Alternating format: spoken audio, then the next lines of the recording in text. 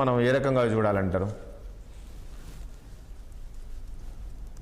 ఆచార్య గారు? ఈ కామెంట్స్ ని పెద్దగా ఏదో పరిగణలోకి తీసుకోవాల్సినటువంటి అవసరం లేదు. కాంగ్రెస్ పార్టీ యొక్క వ్యవహారము, కాంగ్రెస్ ప్రభుత్వం యొక్క ఆలోచన విధానము, ప్రభుత్వం యొక్క మనుగడని చూస్తే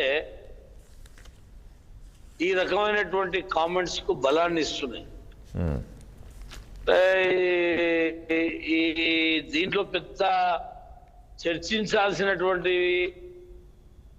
అంశం ఏం పెద్దగా కనపడతలేదు. ఎందుకంటే వారేమో అసెంబ్లీకి రారు, వీరేమో అసెంబ్లీకి రావంటారు.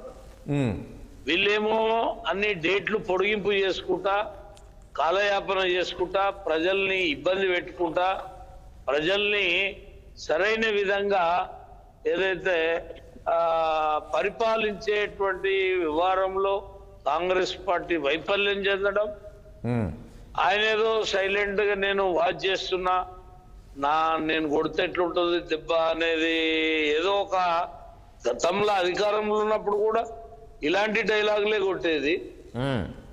అధికారం పోయిన తర్వాత దిక్కుతోచని పరిస్థితులల్లా అసెంబ్లీకి వచ్చి ప్రజలు ఇంత బాధపడుతుంటే ప్రతిపక్ష నాయకునిగా నువ్వు చేయాల్సినటువంటివి చేయకుండా నేను నిశ్శబ్దంగా ఉన్నా, నిశ్శబ్ద యుద్ధం వస్తుంది లేకపోతే ఏదో సృష్టిస్తా అనేటువంటిది కాదు. కాంగ్రెస్ పార్టీ స్వయం కృతాపరాధం వల్ల, తప్పుల వల్ల ఇవాళ టిఆర్ఎస్ ప్రభుత్వం తప్పులేంటండి ఆచార్య గారు? ఇప్పుడు ముఖ్యమంత్రి గారు నిన్న చెప్తూ ఉన్నారు, సంక్షేమ పథకాలు ఏ రకంగా ప్రజలకు ఇచ్చిన హామీల ప్రకారంగా అమలు చేస్తున్నాను, అసెంబ్లీకి వస్తే చర్చిస్తామని చెప్తున్నారు కదా. ఇప్పుడు ముఖ్యమంత్రి గారు ఏం చేయని వాళ్ళు కూడా చర్చించవచ్చు, చేసిన వాళ్ళు చర్చించవచ్చు.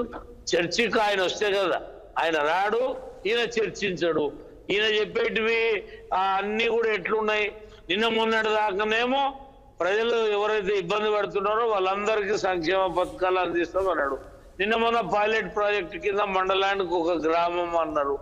ఇక రైతులకు ఇవ్వాల్సినటువంటి రైతు బంధువు ఏదైతే ఉందో దాన్ని కాలయాపన చేసి అనేక నేను అనుకుంటా 3వ టర్మ్ రావాల్సినటువంటిది ఇప్పటి వరకు అన్ని డేట్లు పెట్టడమే జరిగింది. ఇవన్నీ చూస్తుంటే ఎవరికైనా ఏమనిపిస్తుంది అంటే ఆల్టర్నేటివ్ లాస్ట్ టైం ఎవరు ఉన్నారు, ఏ ప్రభుత్వం ఉన్నది, దానికి దీన్ని బేరీజు వేసుకుంటారు. బేరీజు వేసుకున్నప్పుడు ఈ తప్పిదాల వల్లనే దానికి ఊతం కలిగించేటువంటి ప్రయత్నం కాంగ్రెస్ పార్టీ చేస్తుంది. దీంట్లో ఏదో దీంతో ఏదో వస్తుంది, దీంతో ఏదో చర్చ వస్తుంది అనేది మా అభిప్రాయానికి మేము దీన్ని అంతగా పెద్ద సీరియస్ తీసుకోవాల్సినటువంటి అంశం కాదు. రైట్. ఒక్కసారి బీఆర్ఎస్ పార్టీ మాజీ ఎమ్మెల్యే ఆనంద్ గారు ఉన్నారు. ఒకసారి ఆనంద్ గారు, నిన్నటి కేసీఆర్ కామెంట్స్ ఏమంటారంటే, ఇన్ని రోజులు మౌనంగా గంభీరంగా చూస్తూ ఉన్నాను అని చెప్పేసి అంటున్నారు. ఎందుకు ఉండాల్సిన పరిస్థితి వచ్చింది అంత మౌనంగా? ఇప్పుడు ఒకవైపు చెప్తూ ఉన్నారు ప్రజలంతా కూడా ఆగమయ్యారు, ఆగమవుతున్నారు అని చెప్తున్నప్పుడు మరి బయటికి రావాలి కదా. ఈ జరిగేదంతా జరుగుతున్న నష్టం నువ్వు చూస్తూ ఎందుకు ఊరుకోవాల్సిన పరిస్థితి వచ్చింది?